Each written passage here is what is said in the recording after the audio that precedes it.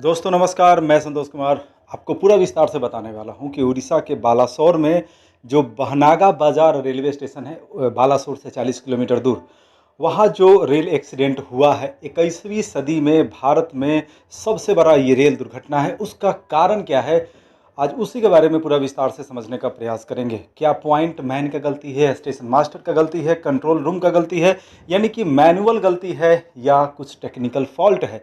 जो कवच है स्वचालित स्वदेशी सुरक्षा प्रणाली रेलवे का, उसका विस्तार पूरे रेलवे लाइन पे अभी तक नहीं हो पाया है। क्या अगर वो कवच यहाँ पर प्रभावी रहता, कवच एक्टिवेट रहता, तो क्या ये रेल दुर्घटना नहीं होता? तो चलिए पूरा विस्तार से बात करते हैं। 2 जून 2023 शाम लगभग 7 बजे पूरे भारत के लिए बहुत ही शोक भरी खबर आई उड़ीसा से। और सिर्फ भारत ही नहीं, पूरी दुनिया को इसने हिला कर रख दिया। ताइवान, जापान, यूएन, कनाडा, ऐसे बहुत सारे देश और संगठनों की तरफ से शोक संदेश भी आ रहे हैं। और साथ ही साथ ये जो देश हैं, जो अंतर्राष्ट्रीय स्तर के संगठन है, ये भी सोच रहे होंगे कि भारत जब तकनीकी रूप से इतना आगे बढ़ रहा है, भारत जब तेजी से बढ़ता हुआ इकोनॉमी है, तकनीक प्रौद्योगिकी के क्षेत्र में इतना कुछ कर रहा है, तो ऐसे में इस तरह का भयंकर रेल दुर्घटना क्यों हुआ? इस दुर्घटना में अभी तक लगभग 300 लोगों की जानें जा चुकी हैं और लगभग 1000 के आसपास घायल है, लगभग 100 काफ़ी गंभीर स्थिति में है। अगर एग्जैक्ट लोकेशन की बात करें तो उड़ीसा के बालासोर में स्थित है बहनागा बाजार, जो बालासोर से 40 किलोमीटर दूर है। बहनागा बाजार रेलवे स्टेशन शाम के 6:54, वहाँ पर 4 रेलवे ट्रैक है। साइड का जो लाइन है वो लूप लाइन है और वहाँ पर एक मालगाड़ी खड़ी थी। बाकी के जो 3 लाइन है, उसमें 2 लाइन से 2 एक्सप्रेस ट्रेन गुजरने वाली थी, एक अप में एक डाउन में। अप का मतलब हुआ साउथ इंडिया की तरफ और डाउन का मतलब हुआ नॉर्थ इंडिया या पूर्वी भारत की तरफ। कोरोमंडल एक्सप्रेस जो हावड़ा के नज़दीक जो रेलवे स्टेशन है शालीमार, शालीमार से वो चेन्नई जा रहा था अप लाइन में, वो बहनागा बाजार रेलवे स्टेशन में प्रवेश करता है और मेन लाइन में उसको सिग्नल भी मिला हुआ था, यानी कि वो मेन लाइन से क्रॉस करने वाला था। लेकिन जैसे ही वो रेलवे स्टेशन के करीब आया, अचानक से पटरी चेंज हो जाता है और वो एक्सप्रेस जिसका स्पीड लगभग 130 किलोमीटर पर आवर था और कुछ दिन पहले ही, लगभग 15 दिन पहले इसका स्पीड बढ़ाया गया था, वो अचानक से मेन लाइन से हटकर लूप लाइन की तरफ चला जाता है। और लूप लाइन में, यानी कि जो साइड में लाइन था, वहाँ पर मालगाड़ी खड़ी थी। और आप तस्वीरों के माध्यम से देख सकते हैं कि शालीमार एक्सप्रेस का जो इंजन है मालगाड़ी के ऊपर ओवरलैप कर गया है, यानी कि मालगाड़ी के ऊपर कोरोमंडल एक्सप्रेस का जो इंजन है वो चढ़ गया था। कोरोमंडल एक्सप्रेस के मालगाड़ी के ऊपर ओवरलैप होने के बाद कोरोमंडल एक्सप्रेस के बहुत सारे डिब्बे साइड का जो लाइन है उस पर चला गया। अब उधर डाउन से उसी समय बंगलोर से हावड़ा की तरफ जाने वाली यशवंतपुर एक्सप्रेस क्रॉस कर रही थी। अब उसका टक्कर हो जाता है शालीमार एक्सप्रेस के जो डब्बे उधर गए थे उनसे, और एक बड़ा रेलवे दुर्घटना हो जाता है। अब दोस्तों किस्मत क्या होता है, आप इसको इस बात से अंदाज लगा सकते हैं कि कोरोमंडल एक्सप्रेस के जो डब्बे डाउन लाइन पे आया, यशवंतपुर एक्सप्रेस का लगभग पूरा का पूरा ट्रेन पार कर चुका था, बस 2 डब्बा बचा हुआ था। यानी कि अगर कुछ सेकंड और मिल जाता तो यशवंतपुर एक्सप्रेस वहाँ से क्रॉस कर जाता और यशवंतपुर एक्सप्रेस को कुछ भी नुकसान नहीं पहुँचता। लेकिन इसको किस्मत ही कहा जाए कि यशवंतपुर एक्सप्रेस का 2 डब्बा भी चपेट में आ जाता है, जिस वजह से यशवंतपुर एक्सप्रेस के और भी कई सारे डब्बे पटरी से उतर जाते हैं और ओवरऑल एक बहुत बड़ा दुर्घटना सामने आता है। अगर रेल दुर्घटना की बात किया जाए कि विश्व इतिहास में अब तक का सबसे बड़ा रेलवे दुर्घटना कब और कहाँ हुआ, तो यूरोप में हुआ था। यूरोप में एक देश है रोमानिया, वहाँ पर 1917 में रेल दुर्घटना में 1000 लोग मारे गए थे। अगर अपने देश भारत की बात किया जाए कि भारत में अब तक का सबसे भयंकर रेल दुर्घटना कब हुआ, तो सबसे भयंकर रेल दुर्घटना बिहार में ही हुआ। वो तारीख था 6 जून 1981। सहरसा और मानसी के बीच बागमती नदी पर एक पुल था। उस पुल के ऊपर से पैसेंजर ट्रेन गुजर रहा था। अब पैसेंजर ट्रेन जैसे ही बीच में आया, तेज हवा अचानक से चलने लगा, एकदम आंधी तूफान, जिस वजह से ट्रेन अनबैलेंस हुआ और पूरा का पूरा ट्रेन ही बागमती नदी में गिर गया, जिस वजह से 800 लोग मारे गए। तो भारत के इतिहास में सबसे बड़ा रेल दुर्घटना यही है। अगर इस दुर्घटना को देखा जाए तो मैंने आपको थोड़ा देर पहले ही बताया कि कोरोमंडल एक्सप्रेस अप लाइन की तरफ जा रहा था। अप लाइन में उसको ग्रीन सिग्नल भी मिला हुआ था, उसका स्पीड लगभग 130 के आसपास था। वो अचानक से जैसे ही बहनागा बाजार रेलवे स्टेशन के पास पहुंचा, अचानक से ट्रैक चेंज हो जाता है और लूप लाइन में खड़ी मालगाड़ी से कोरोमंडल एक्सप्रेस टकरा जाता है। तो ऐसे में तो यहाँ साफ साफ दिख भी रहा है और तस्वीरों से भी ये बात साबित होता है कि यही फैक्ट है, मतलब कि कोरोमंडल एक्सप्रेस मालगाड़ी के ऊपर ओवरलैप हो गया, यही बात फैक्ट है। हालांकि मीडिया में या न्यूज चैनल में बहुत तरह की बातें चल रही हैं। कुछ न्यूज ऐसा भी चल रहा है कि कोरोमंडल एक्सप्रेस जा रहा था और बहनागा बाजार रेलवे स्टेशन के करीब वो पटरी से नीचे उतर गया, उसके बाद आगे का सब कुछ हुआ। लेकिन ऐसा नहीं है, आप तस्वीर देखिए, ये प्रूफ है, यहाँ से साबित होता है कि वहाँ पर ट्रैक चेंज हो जाता है। अब सबसे बड़ा जो कारण है इस पूरे दुर्घटना का वो है ट्रैक का चेंज होना, और तस्वीरों से भी साबित होता है, क्योंकि तस्वीरें बता रही हैं कि ओवरलैपिंग हुआ है, कोरोमंडल एक्सप्रेस ओवरलैप कर गया है मालगाड़ी के ऊपर, उसका इंजन आपको साफ साफ दिख रहा है। तो ये साबित हो रहा है, यानी कि जो गलती है, जो फॉल्ट है, वो मैनुअल है, वो टेक्निकल नहीं है। यानी कि जो ट्रैक चेंज अचानक से हो गया है वहीं पर गलती है। अब चूंकि भारत में आने वाले कुछ वर्षों में बुलेट ट्रेन भी चलने वाला है, अब जिस तरीके से ये सब कुछ हुआ तो ये एक बहुत ही चिंता का विषय है। अब आगे इसका जांच होने वाला है, एक उच्च स्तरीय जांच समिति का भी गठन कर दिया गया है। लेकिन अगर शुरुआती नज़रिए से देखा जाए तो यहाँ पर ये मानवीय गलती नज़र आ रहा है, क्योंकि ट्रैक चेंज हो गया है और जो ट्रैक चेंज होना है ये मानवीय गलती है। तो ऐसे में एक बात और भी बहुत ज़्यादा महत्वपूर्ण हो जाता है कि रेलवे में जो लोग काम करते हैं उनके ऊपर वर्कलोड काफ़ी ज़्यादा हो गया है। रेलवे में ज्वाइनिंग वगैरह भी बहुत ज़्यादा कम हो रहा है, प्राइवेट लोग भी आ रहे हैं। हालांकि जो टेक्निकल डिपार्टमेंट हैं, जो भी टेक्निकल काम होता है वहाँ पर रेलवे के जो अस्थायी कर्मचारी हैं वही हैं, लेकिन वर्कलोड काफ़ी ज़्यादा हो गया है रेलवे में। अब चूँकि प्रेशर बहुत ज़्यादा है लोगों के ऊपर, तो और ज़्यादा संख्या में लोगों को बहाल करने की ज़रूरत है, क्योंकि जो वर्क है, जो काम है, वो पहले की तुलना में कहीं ज़्यादा हो चुका है आज के दौर में।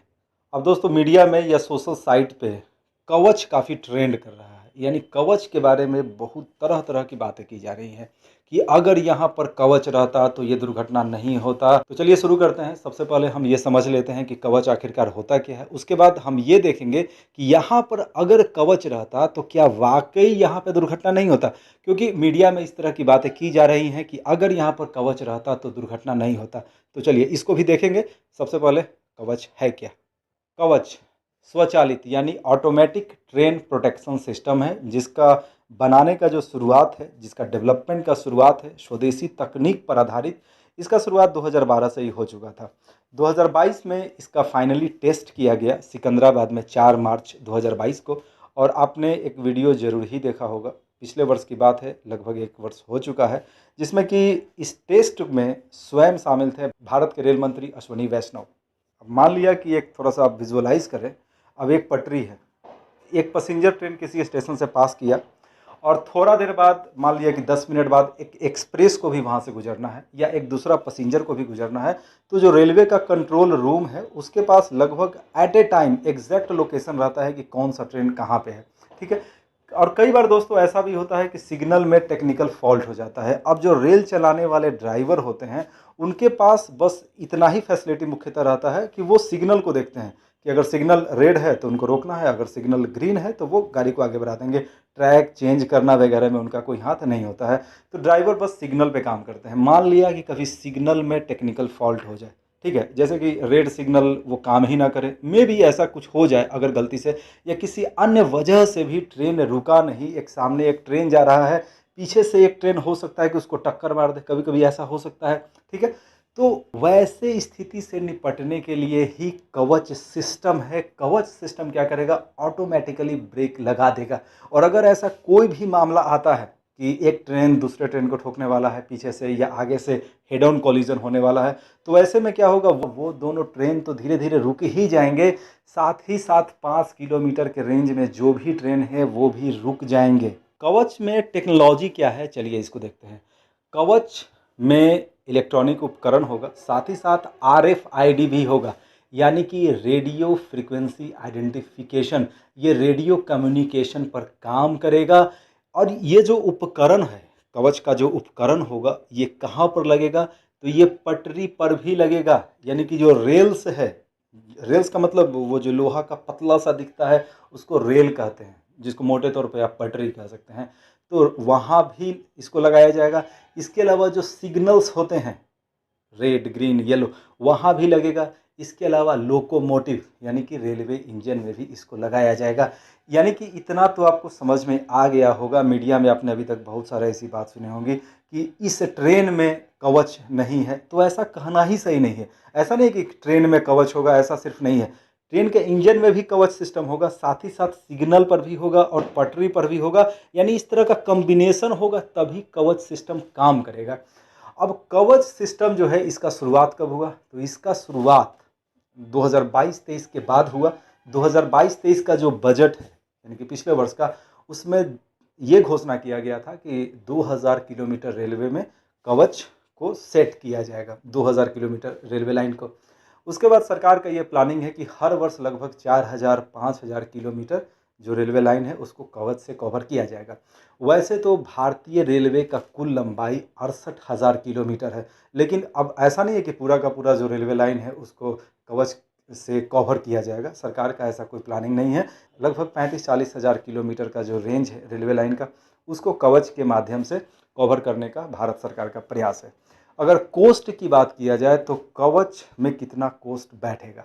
अब चूंकि पटरी पर भी इसको लगाया जाना है, सिग्नल पर लगेगा, लोकोमोटिव में लगेगा, लोकोमोटिव यानी कि रेलवे इंजन, 50 लाख रुपया लगेगा पर किलोमीटर। अगर यूरोप का जो टेक्नोलॉजी है, यूरोप में जो कवच जैसा जो टेक्नोलॉजी है, वहाँ पर जो ऑटोमेटिक ट्रेन प्रोटेक्शन सिस्टम है, अगर उसका कॉस्ट की बात किया जाए तो वहाँ पर कॉस्ट ज़्यादा है, लगभग 2 करोड़ रुपए पर किलोमीटर। तो ये सस्ता भी है, स्वदेशी भी है, और भारत सरकार का ये भी सोच है कि इस टेक्नोलॉजी को भविष्य में एक्सपोर्ट भी करना है। कवच को डेवलप किया है RDSO यानी कि research design and standard organisation. ये स्वदेशी है, ऑटोमेटिक है, स्वचालित है। और चूंकि थोड़ा देर पहले ही मैंने आपको बताया कि ये रेडियो कम्युनिकेशन पे काम करेगा, यानी कि एक ही रेलवे लाइन पे मान लिया कि कहीं पर कवच सिस्टम लगा हुआ है, मान लिया कि 2 रेलवे स्टेशन है, दोनों के बीच 100 किलोमीटर का दूरी है और वहाँ पर कवच सिस्टम एक्टिवेट है, तो वहाँ पर जो भी ट्रेन गुजरेंगी वो रेडियो कम्युनिकेशन के द्वारा एक दूसरे से जुड़ी हुई रहेंगी। यहाँ पर अंतरिक्ष से यानी कि सैटेलाइट से भी कम्युनिकेशन होगा, और इसके अलावा एक सेंट्रल सिस्टम भी होगा रेलवे का जो इसको और बेहतर तरीके से कंट्रोल करेगा। भारत में जो कवच से जुड़ा हुआ टेक्नोलॉजी है ये सेफ्टी इंटीग्रिटी लेवल 4 का है। यानी कि ये एक पैमाना होता है। अब जैसे कि कोई भी सामान आप बाज़ार से ख़रीदते हो तो एक उसका मानदंड होता है, उसका एक पैमाना होता है, जैसे कि ISO 9001, ISO 9002, तो उस तरीके का एक स्टैंडर्ड होता है। तो इसका जो स्टैंडर्ड है भारतीय टेक्नोलॉजी का, जो टेक्नोलॉजी कवच में इंक्लूड है, तो ये इसका लेवल 4 का है, सेफ्टी इंटीग्रिटी लेवल 4। तो ये आपके एग्जामिनेशन के लिए भी काफ़ी इंपॉर्टेंट पॉइंट है। दोस्तों, इस वीडियो का लास्ट पॉइंट यही है कि बंगलोर चेन्नई टू हावड़ा का जो ये रेलवे लाइन है, जो ये बहनागा बाजार रेलवे स्टेशन है, ये इस पूरे रेलवे ट्रैक के अंतर्गत आता है, तो क्या यहाँ पर अगर कवच सिस्टम रहता तो क्या ये दुर्घटना नहीं होता? तो चलिए इसको देखते और समझते हैं, इस नक्शा पे आप समझें। अब चूंकि जो कोरोमंडल एक्सप्रेस है वो मेन लाइन से गुजरने वाला था बहनागा बाजार से, चूंकि उसका स्पीड भी 130 का था, और कवच सिस्टम में चूंकि एक पहले से आइडिया लग जाता है, वो रेडियो कम्युनिकेशन पे काम करता है, दो जो ट्रेन है वो कम्युनिकेट करते हैं, खुद से खुद कम्युनिकेट कर लेते हैं। लेकिन ऐसा नहीं है कि 130 का स्पीड है तो 2 सेकंड में स्पीड आपका रुक जाएगा, कुछ समय वहाँ लगता है। ठीक है, हाँ, वहाँ पहले से ही एक आइडिया लग जाता है कि 5 किलोमीटर आगे एक ट्रेन है या 4 किलोमीटर आगे एक ट्रेन है, तो एक आइडिया लग जाता है। ठीक है, यानी कि रेडियो कम्युनिकेशन के माध्यम से ऐसा पता चल जाता है, तो उसको कवच सिस्टम के माध्यम से ऑटोमेटिकली ब्रेक लगा दिया जाता है। और वो ब्रेक ऐसा नहीं है कि इंस्टेंट रोक देगा, ऐसा नहीं है, कुछ वहाँ समय लगता है। अब कोरोमंडल एक्सप्रेस बहनागा बाजार रेलवे स्टेशन में इन करने के जस्ट पहले ट्रैक चेंज कर देता है, और जब ट्रैक चेंज करता है तो उस समय उसका स्पीड रहता है 130 किलोमीटर पर आवर। और जाहिर सी बात है, जब ट्रैक, जिस समय उसने ट्रैक चेंज किया, जिस समय उसने मेन लाइन से लूप लाइन की तरफ मुड़ा, वो ज़्यादा समय उसको नहीं मिला होगा, मुश्किल से 1-2 सेकंड का समय मिला होगा, क्योंकि वो ज़्यादा दूर भी नहीं था, लूप लाइन तो उसके बगल में ही है, मेन लाइन के बगल में। तो तो दोस्तों, ये मेरा एक प्रयास था कि मैं आपको बताऊं, समझाऊं कि इस दुर्घटना के पीछे का क्या कारण रहा है। और अगर आपको आज का मेरा ये प्रयास अच्छा लगे तो प्लीज़ इस वीडियो को लाइक करें, सब्सक्राइब करें और ज़्यादा से ज़्यादा शेयर करें। Thank you. जय हिंद, वंदे मातरम।